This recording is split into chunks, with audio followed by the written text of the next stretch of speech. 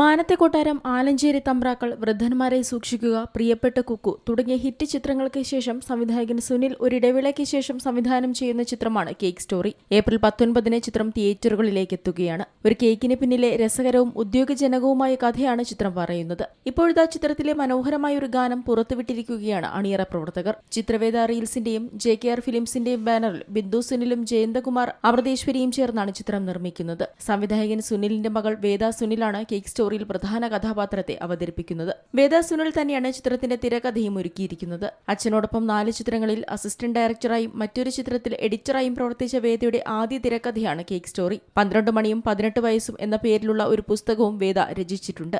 അശോകനാണ് ചിത്രത്തിൽ മറ്റൊരു പ്രധാന കഥാപാത്രത്തെ അവതരിപ്പിക്കുന്നത്. ബാബു ആന്റണി, ജോണി ആന്റണി, മേജർ രവി, കോട്ടയം രമേശ്, അരുൺകുമാർ, മല്ലിക സുകുമാരൻ, നീന കുറുപ്പ്, സാജു കൊടിയൻ, ദിനേശ് പണിക്കർ തുടങ്ങിയവരാണ് ചിത്രത്തിലെ മറ്റു താരങ്ങൾ. ഒപ്പം Joseph USA, Milica Serbia, Luz California, Nastya Moscow തുടങ്ങിയ വിദേശികളും സിനിമയിൽ അഭിനയിക്കുന്നുണ്ട്. കൂടാതെ തമിഴ് നടനായ റെഡിൻ കിൻസ്ലി ആദ്യമായി മലയാള സിനിമയിൽ അഭിനയിക്കുന്നുവെന്ന പ്രത്യേകതയും സിനിമയ്ക്കുണ്ട്. റെഡിൻ ചിത്രത്തിൽ കേന്ദ്ര കഥാപാത്രമായാണ് എത്തുന്നത് എന്നാണ് റിപ്പോർട്ടുകൾ. RH അശോകും പ്രദീപ് നായരുമാണ് ചിത്രത്തിന്റെ ഛായാഗ്രഹണം നിർവഹിച്ചിരിക്കുന്നത്.